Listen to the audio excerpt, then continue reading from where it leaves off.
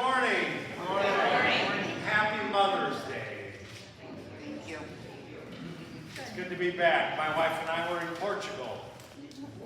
We arrived an hour before the whole country shut down with the power outage. Portugal, Spain, and part of France. And the UK. It was about 4 in the afternoon. We started getting hungry. We thought, let's go find something to eat. And all the grocery stores were closed, and all the restaurants were closed.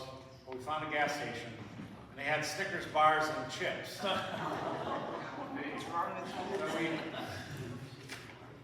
I didn't want to buy them out. I did want to buy them out, but I didn't want to look like I was buying them out. So we bought 4 Snickers bars and a big bag of chips, and 2 beers, and that was our dinner. And then the power came back on, everything was fine. But it was a little tricky for a little bit there. It's weird to be in a country where you don't speak the language, and you can't have your Google Translator to read the signs and figure anything out. It's just different. So, anyway, good to be back. Our church is planning a lock-in for kids. We have like 30 kids showing up. Can you believe that? That's great. Very excited. And yours truly is going to spend the night here at the lock-in with the kids. I used to be a youth minister for 20 years. I was a youth minister longer than an ordained pastor. And it is part of who I am, so I'm really excited about that. Any other announcements today? Yes.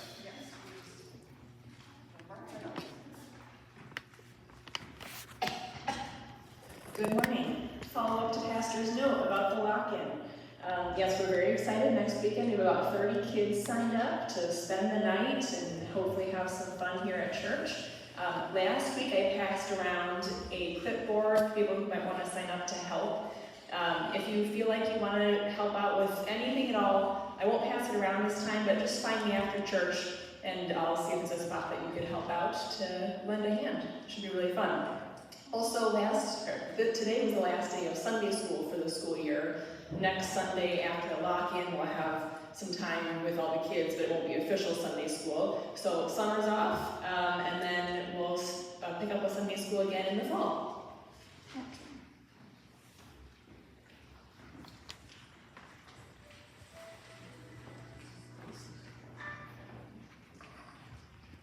Good morning. Next Sunday, I will be holding a wellness class downstairs in the fellowship hall. A wellness class is part yoga, part meditation, and part self-reflection. And it's beginner yoga, so don't worry about twisting yourself into a pretzel. And this will take place after church on Sunday. If you have a yoga mat, you can bring it. It's not required. And then I would wear comfortable clothes that you can do. Thank you.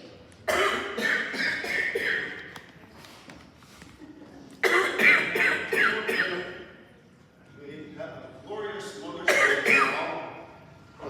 You may have noticed out in the front lawn we have a donated rummage sale sign on the 24th. We appreciate the donation of that sign. We have a bunch of material that's been accumulating down in the fellowship hall asking any council members and committee members to kind of take a perusal down there after church to make sure some of this stuff's been around for decades, so you may need it. I don't know. But it would be good to see it gone. Is my desk part of that, Joe? Pardon? Is my desk part of that? Your guest? My desk? Oh, your desk? Bring it down. We can fix that. Yeah, there are some other materials that have to be accumulated yet, so you might want to keep an eye on things before the 24th. We have the Lutheran World Relief Survey that we're taking for next fall. So if you please take a look at it and to make a decision of what social ministry is going to do for the fall collection this year.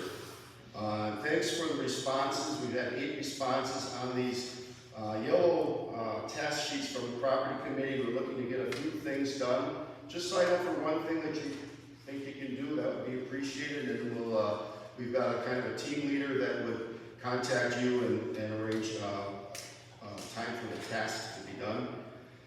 Garden help right now would be appreciate it too. We've got the community garden. Kids' seeds are sprouted and almost ready to put in the ground out already back there if you take a look at them.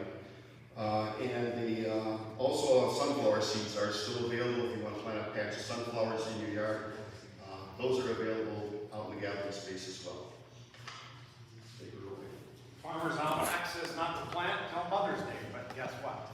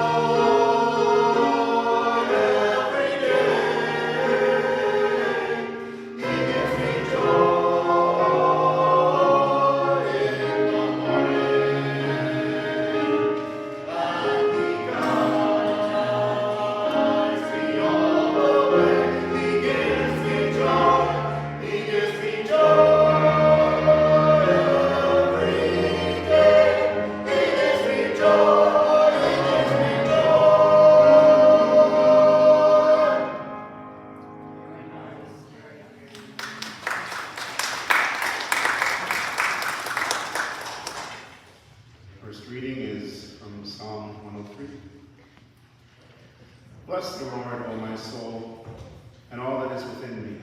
Bless his holy name. Bless the Lord, O my soul, and do not forget all his benefits, who forgives all your iniquity, who heals all your diseases, who redeems your life from the pit, who crowns you with steadfast love and mercy, who satisfies you with good as long as you live, so that your youth is renewed like the eagles. The Lord works vindication and justice for all who are oppressed. He made known his ways to Moses, his acts to the people of Israel. The Lord is merciful and gracious, slow to anger and abounding in steadfast love. He will not always accuse, nor will he keep his anger forever. He does not deal with us according to our sins, nor repay us according to our iniquities. For as the heavens are high above the earth, so great is his steadfast love towards those who fear him. As far as the east is from the west, so far as he removes our transgressions from us. As a father has compassion for his children, so the Lord has compassion for those who fear him. For he knows how we were made, he remembers that we are dust. As for mortals, their days are like grass, they flourish like a flower of the field. For the wind passes over it, and it is gone, and its place knows it no more. But the steadfast love of the Lord is from everlasting to everlasting on those who fear him, and his righteousness to children's children, to those who keep his covenant and remember to do his commandments. The Lord has established his throne in the heavens, and his kingdom rules over all. Bless the Lord, O you his angels, you mighty ones who do his bidding, obedient to his spoken word. Bless the Lord, all his hosts, his ministers that do his will. Bless the Lord, all his works in all places of his dominion. Bless the Lord, O my soul. The word of the Lord. Thanks be to God. Second reading is from 1 Corinthians chapter 14, beginning at the 26th verse. What should be done then, my friends? When you come together, each one has a hymn, a lesson, a revelation, a tongue, or an interpretation. Let all things be done for building up. If anyone speaks in a tongue, let there be only 2 or at most 3, and each in turn, and let one interpret. But if there is no one to interpret, let them be silent in church and speak to themselves and to God. Let 2 or 3 prophets speak, and let the others weigh what is said. If a revelation is made to someone else sitting nearby, let the first person be silent. For you can all prophesy one by one, so that all may learn, and all may be encouraged. Here ends the reading. The Holy Gospel according to Luke.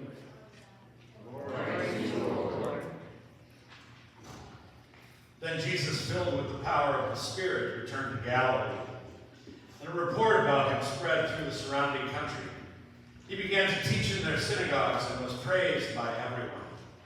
When he came to Nazareth, where he had been brought up, he went to the synagogue on the Sabbath day, as was his custom.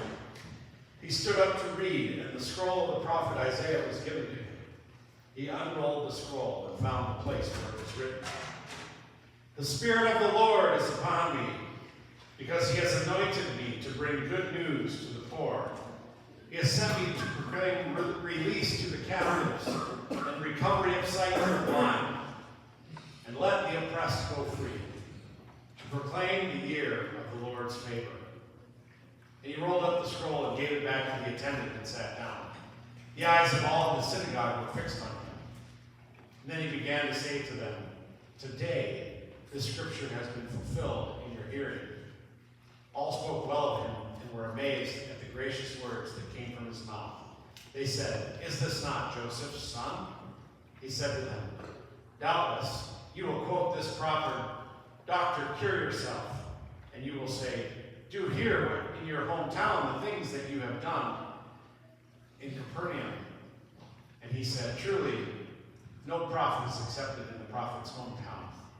But the truth is, there were many widows in Israel at the time of Elijah, and when the heaven was shut up for 3 years and 6 months, and there was a severe famine all over the land, yet Elijah was sent to none of them except the widow at Zarephath in Sidon. There were also many lepers in Israel at the time of the prophet Elisha, and none of them was cleansed except Naaman the Syrian. When they heard this, all in the synagogue were filled with rage. They got up and drove him out of town and led him to the brow of a hill on which their town was built, so that they might hurl him off the cliff. But he passed through in the midst of them and went on his way. The Gospel of the Lord. Well, happy Mother's Day. Okay. Wasn't sure if this was going to be a hard Mother's Day for me. I lost my mom this last year, and so far so good. I think seeing all of you has lifted my spirits, and well, we'll see how it goes. Today we're talking about worship, the uprising of worship. In our gospel lesson, Jesus goes to his hometown, and this was after his public ministry had just begun. He had healed people and turned water into wine. He had done things, and people were real excited about him coming back home to good old Galilee. They wanted to see some miracles, so there was quite a crowd at the synagogue. And Jesus came, and he asked for the scroll, and he unrolled it to the place in Isaiah that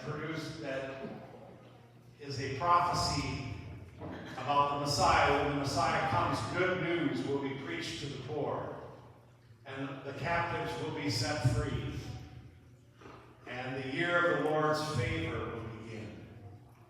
And then Jesus has the audacity to say, this prophecy has been fulfilled in your hearing, which is also saying this prophecy has been fulfilled in my reading. They were astonished that someone would have what it takes to stand up in the synagogue and make such a bold claim. And then he could sense them talking among themselves, grumbling, really? This is Joseph's son, is this not? And he said, you probably want to see miracles. That's probably why you came here. You're probably going to say, physician, heal yourself. Make us whole. We want to see these miracles. Why don't you turn some water into wine for us? And Jesus says that in there's a hometown, a prophet is without honor. They were not very happy about that. And then he went on to say two things that were very inflammatory. First of all, you remember when that famine hit way back in the day, and the prophet Elijah came, and there were many widows at that time, but the widow that he went to was not one of us. Oh, and then Elisha came, and there were many of us who had leprosy, many of our good Jewish people, and yet he only healed the man named Naaman the Syrian. And that was all it took. They were really upset. Sometimes preaching a message of good news to the poor gets people mad. We all want to think that we are God's chosen people and that all of this love is for us. But when we start to feel that way, when we start to think that way, Jesus comes to us and says, actually, God's love is for everyone. Even for the people that don't fit in your Mother's Day gathering, or at your table, or in your sphere of influence. So there were two kinds of worship in Jesus' day. There was the kind that happened at the synagogue. The synagogue was the place after the Babylonian captivity, when they returned and they came back to the Promised Land. No one had any money. They couldn't rebuild the temple. They couldn't restore it to its former glory. They got it up and running, but people lost confidence in it. And so a bunch of prophets kind of rose up with the scriptures in their hands, and they spread out, and they would create little houses of worship they call a synagogue. A synagogue would have a scroll, and on a Sabbath day, a particular person could ask to receive the scroll, and they could read a section, and maybe they would comment on it. Oftentimes, if there was a rabbi that was a part of the congregation, it would be the rabbi's job to pick out which section to read. And so this is what corporate worship looked like at the time of Jesus. People came to their local synagogue. And it was a place where they would sing, they would say prayers, and they would learn, they would remember who they were. They would hear the stories of Moses and Abraham and David, and they would hear about who their ancestors were so they would understand who they are. And that was corporate worship, but there was also another kind of worship that was mandatory. I don't like to use the word mandatory, but it was part of every Jewish person's life. And it was the worship called the Barakoth. A barakah is a little one-sentence prayer in Hebrew. I haven't said this in a while. Baruch atah Adonai Eloheinu melech al-olam. That is, blessed are you, Lord our God of the universe. It is a little prayer of affirmation and thanksgiving. And then you add to that what you are thankful for. So before you would eat, you would say that line, and then you would include the food we are about to eat. Or if you were going on a journey, you would say that line, and you would say for the journey we are about to undertake. Or if you were witnessing a beautiful sunrise, you would say for the beautiful sunrise. And it was expected that every Jewish person would say 1,000 Barakah prayers between Sabbath to Sabbath. And so it was a part of your personal worship all day long. You worship from your heart. Now, our worship, we have, I would say, still two kinds of worship. We have corporate worship, which we are doing right now. We have a choir. We have people who have prepared the words that we are going to sing and the words that we are going to say. It is very scripted, and the only thing that we're not really sure how it's going to go is my part. And sometimes it goes better than others. But it's corporate worship, and it has some of the same function. We come and we hear the stories.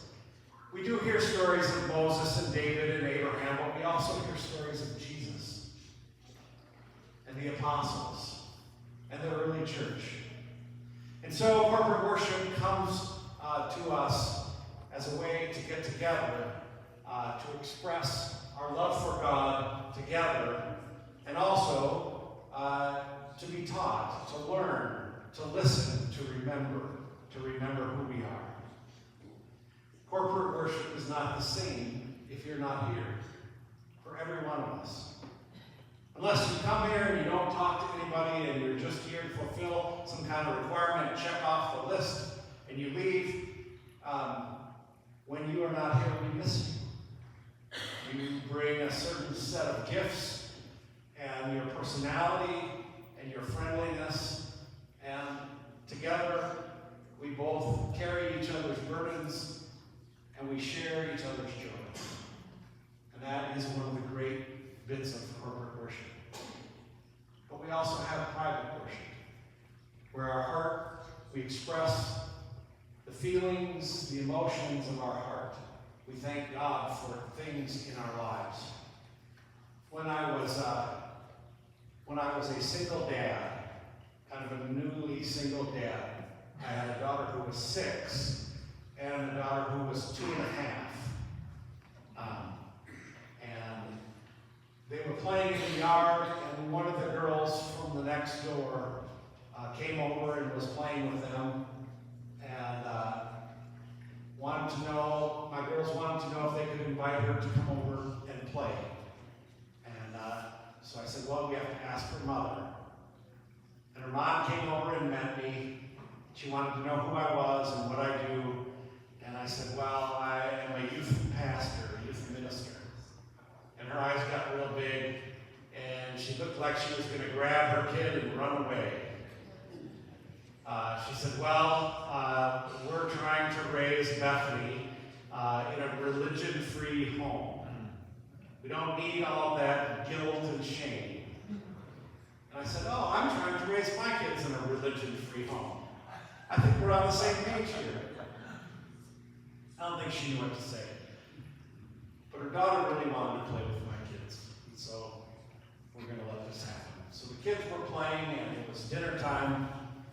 And so I came and I said, what would you guys like for dinner?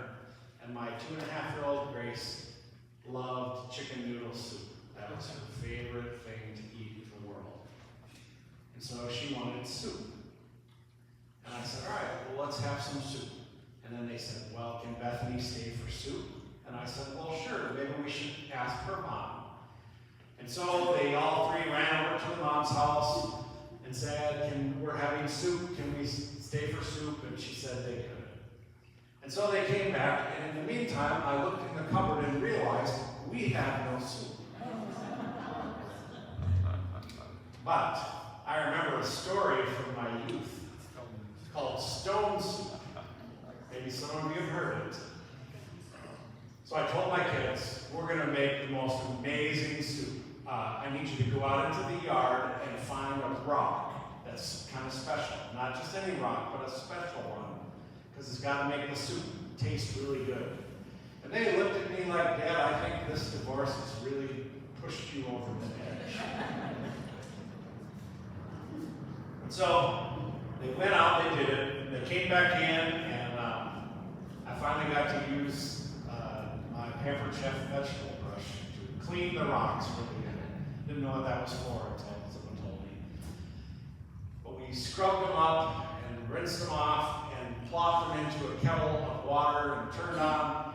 We're boiling it away, and I said, this is going to be the best soup ever. And the kids are looking at me like, this is not going to be good. And I said, you know what makes soup pretty good? I mean, all soup has salt in it. So should we put some salt in it? So I had this salt shaker, and they each got a chance to shake some salt into the pot.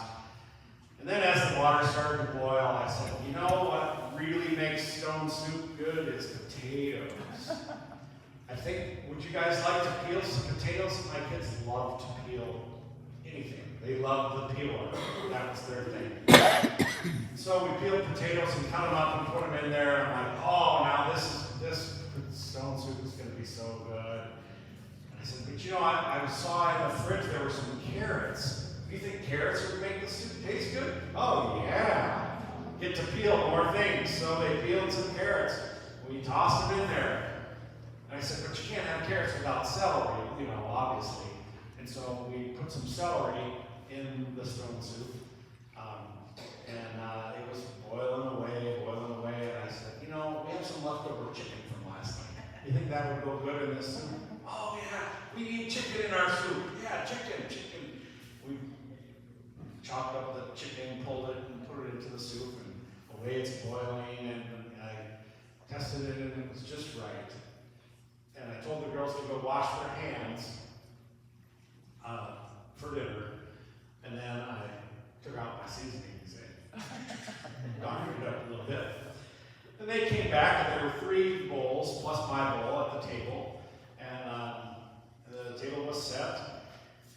And I got the ladle out, and I ladled 1 stone into each of the 3 bowls, and then they had to figure out which one was theirs. And I had a stone in mine, and some soup.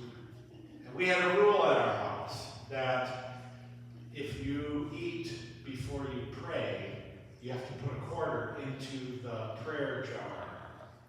And then when we get enough money in the prayer jar, we go for ice cream. So they were all behind this. And I was the only one who ever ate before we prayed. I would forget sometimes, but they never would forget. And poor Bethany was not aware of the prayer jar or what it was about.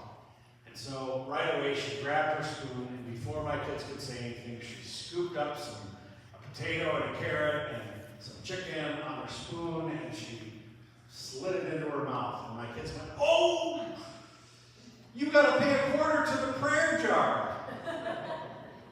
And she said, what? And I said, well, before we eat, we have a tradition in our house that we say a prayer thanking God for our food. And she went, why would we thank God for our food when we're the ones that made it?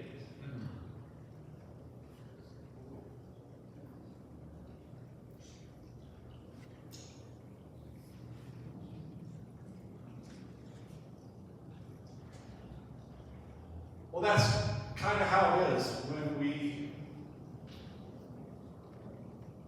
have a relationship with God. We feel that everything we have is a gift of God, even our lives.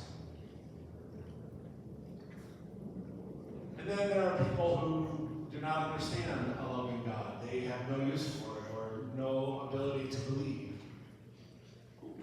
And we thank ourselves for everything that we have. Part of worship is the corporate stuff that we do here. But a very big part of worship is our hearts. Communicating with God and being thankful